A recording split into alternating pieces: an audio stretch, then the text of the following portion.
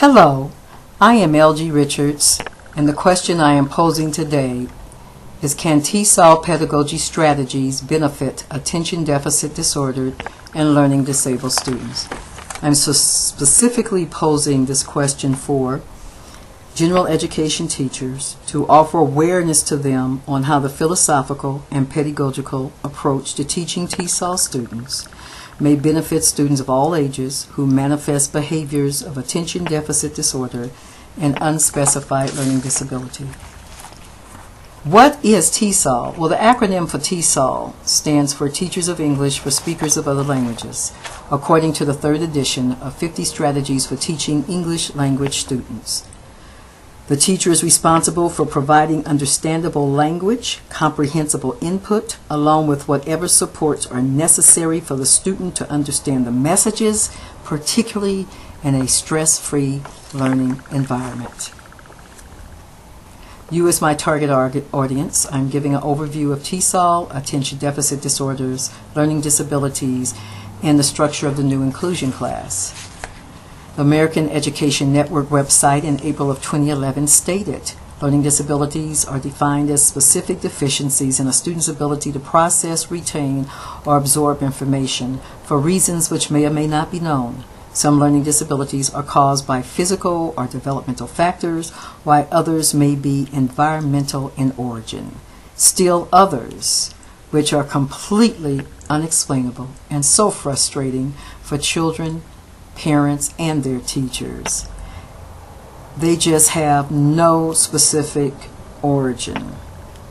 That's why they are called unidentified or unspecified learning disabilities. They are unexplainable.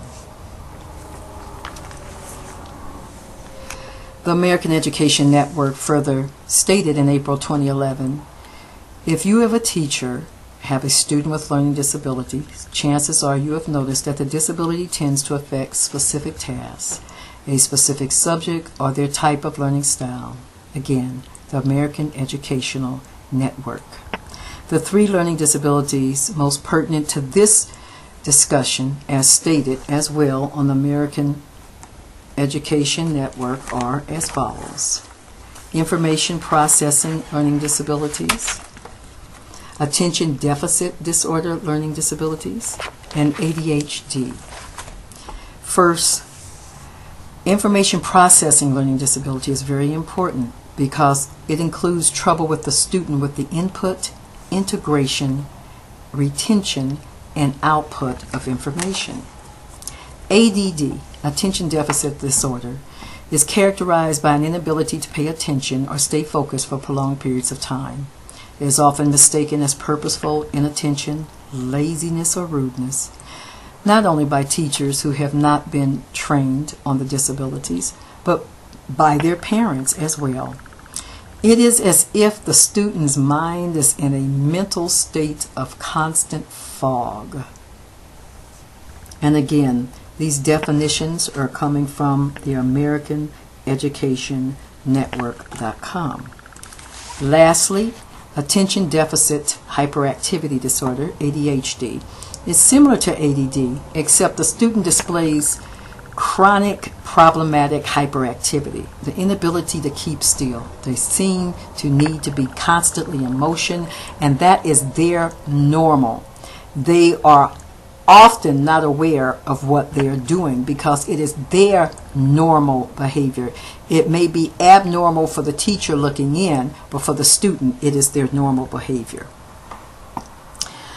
Both of these disabilities can manifest as early as preschool or first grade, and both childhood and adult learning disabilities can affect a person's quality of life, and that is why early detection is so important.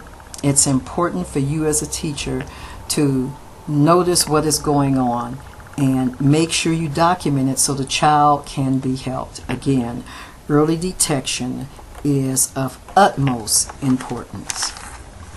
The inclusion class today is simply a general education class that has a wide variety of learning differences in the class.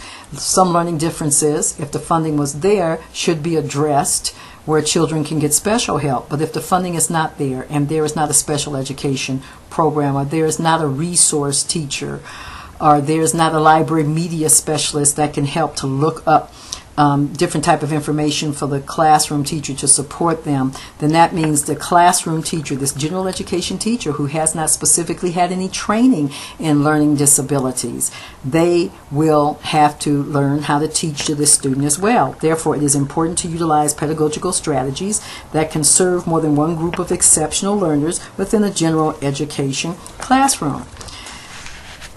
As teachers of students that may have ADHD or unidentified learning disabilities, please realize that the acquisition of knowledge have enormous power over her or his self-esteem and cognitive development. According to Marcia Brown Rubenstein, MA, her articles are located at www.smartkidwithld.org. As an advocate of students who had learning disabilities and at-risk behaviors, and as both a parent of an ADD and an ADHD child, I became familiar with Tesol many years ago. As a graduate student, I became reacquainted to Tesol teaching strategies when I began taking Tesol classes, particularly in utilizing the textbook 50 Strategies for Teaching English Language Learners, the 3rd edition. Tesol pedagogy strategies indicates that teachers should have compassion, patience, and should optimally provide stress-free learning environments. The 2 teaching strategies that provoke the memories of my children's experiences are 50 Strategies for English Language Learners, Advanced Organizers, Getting the Mind in Gear for Instructions, also Talk Show, Practicing the Verbal Communication to Building Confidence, Vocabulary, and Comprehension. Oral language is very important to students with ADD because oftentimes their brains cannot transfer for them onto paper what they are trying to say, and their oral language can be a very strong way for them to be able to complete assignments and expressing themselves.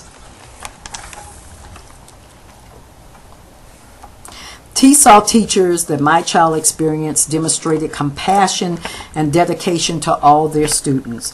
They consistently demonstrated patience and kindness toward each other, and their students as well mimicked the teachers' patient behavior with them. It is a passion for teaching that provokes teachers to integrate compassion into their teaching.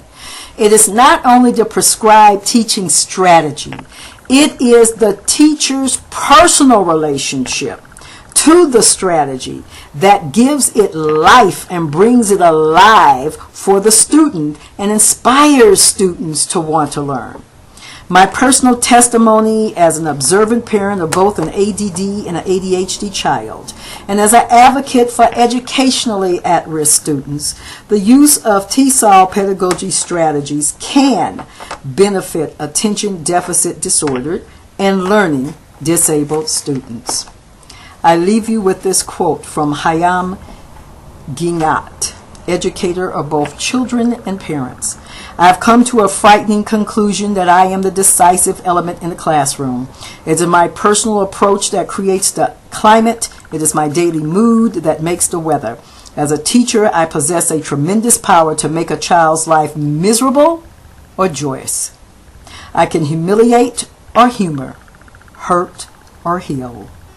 In all situations, it is my response that decides whether a crisis will be escalated or de-escalated, and a child humanized or dehumanized.